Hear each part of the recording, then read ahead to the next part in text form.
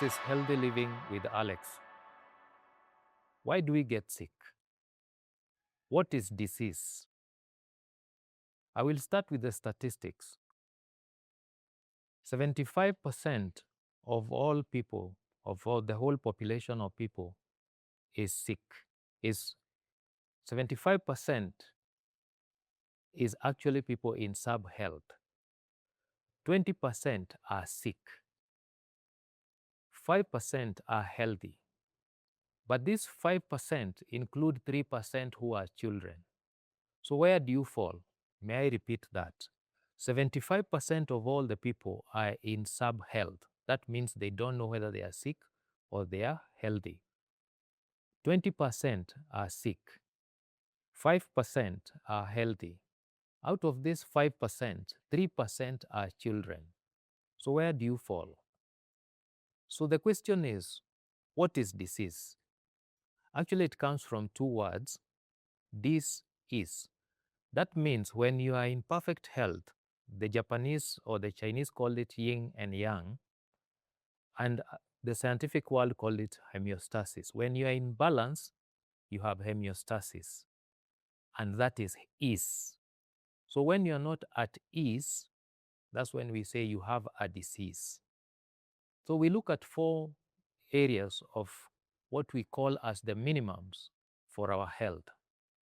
And these are, do we remove our toxins that the body creates either from foods or metabolism of our body processes? Because even energy process or production actually can bring out free radicals that could harm your body.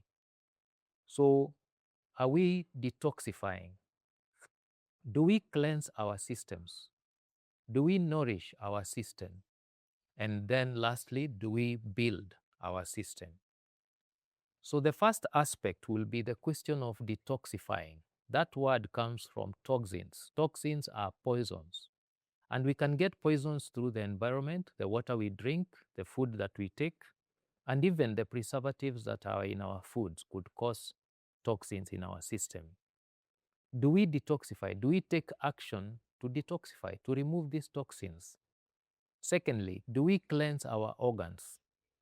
Thirdly, how do we nourish? Yes, we know that we eat our food, but is it of nourish value to our system?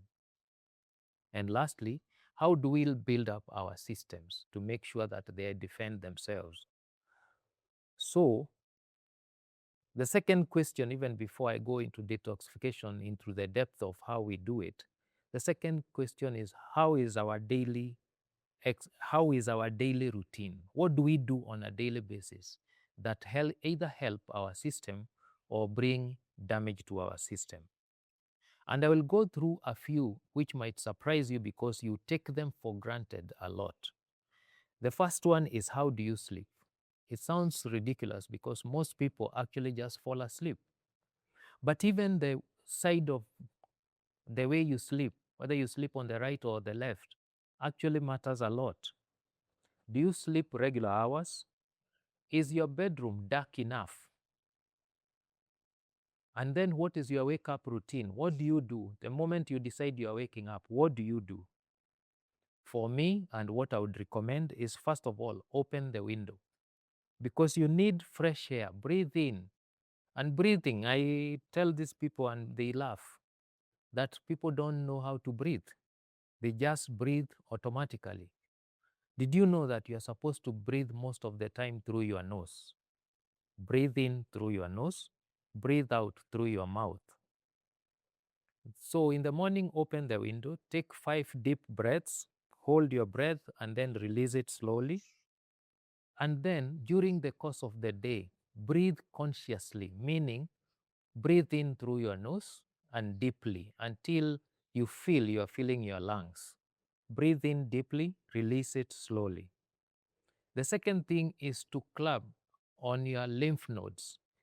And also not just on the lymph nodes, but also your hands. Did you know that all the organs of your body are represented on your hands? And therefore, when you clap just like that, it is possible to wake up your organs. Then the second thing is to wake up your lymph nodes. And the lymph nodes are on your elbow, clap 6 times, the other side 6 times, on your neck 6 times, on your hip 6 times. These are things we'll be teaching you sometimes later. You wake up your lymph nodes. So that the lymph is the one that has collected the toxins from your body. Then they are able to wake up. The third thing is movement. Even while you're still on the bed, do you do stretch? Do you stretch your limbs? Do you stretch your back? Do you twist from side to side? Because this wakes up all the muscle. And also you should do the movement and stretches for at least between 5 and 10 minutes. Then you can do in your bedroom. We don't mean you go to the gym. You do cardio exercises that make your heart race at least for 5 to 10 minutes. So with 20 to 30 minutes of exercise, movement, clapping, waking up, breathing, 30 minutes is enough just in your bedroom. And that will give you a big push for the day. Secondly, the first thing you should take even before you go to the bathroom is to take half a liter of water. And even that water, do not take plain water. Plain water just goes through your system. Today, we know that you are not supposed to gulp water, you are supposed to sip. You take several sips of that half a liter of water, and that water should contain, and the best mix right now is some Himalayan salt, which is we call pink salt or Celtic salt, some lemon juice, and also you could have baking soda. Did you know baking soda is a very healthy product, or you just use it for bread? So you give your body the electrolytes it needs for that mixture of Himalayan salt or Celtic salt, lemon juice, and baking soda. Those people who love fruit, take a fruit before you go to the bathroom. And this, I'm going to have a lot of competition here, and people will not like it. But did you know a cold shower is healthier than a warm shower? It increases immunity and gives you better circulation. It improves, or you get better metabolism, and it also gives a better mood for the day. Don't start with your head, even if you are using the cold shower.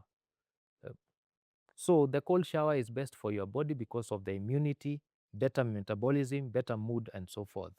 Then take the breakfast. What do you take for breakfast? Today, the food pyramid we have been taught for the last 60 years was just reversed last year. Would you believe people have been eating the wrong foods and putting so much emphasis on the carbohydrates? And now the scientific world has told us exactly the opposite, that actually you should take more protein, fruits, and products with low glycemic index. And these are the compound carbohydrates. For example, um, um, sweet potatoes have lower glycemic index than eating bread or wheat. We also take cassava. Those are better foods for our morning. But the best one is to take more proteins and vegetables in the morning. So you can choose to take boiled eggs with avocado. That's my favorite. And I don't take any starches in the morning. Lastly, avoid fried foods as much as you can. Avoid wheat products because we know that they do have a problem. And the biggest criminal in our food system is sugar, especially processed sugar. Today, it's very hard to find any other type of sugar. So if you can avoid sugar completely, and people do not realize the moment you eat processed starch, it will also lead to glucose and sugar levels rising in your system. So we'll talk about more of that in our next session, because we cannot be able to talk about all this in one session. So the next one, we are going to look at another aspect of our body system and trying to maintain a good system. As I said, this is Healthy Living with Alex. If you need to contact me, it's 0107 400 117. 0107 400 117. Have a healthy day.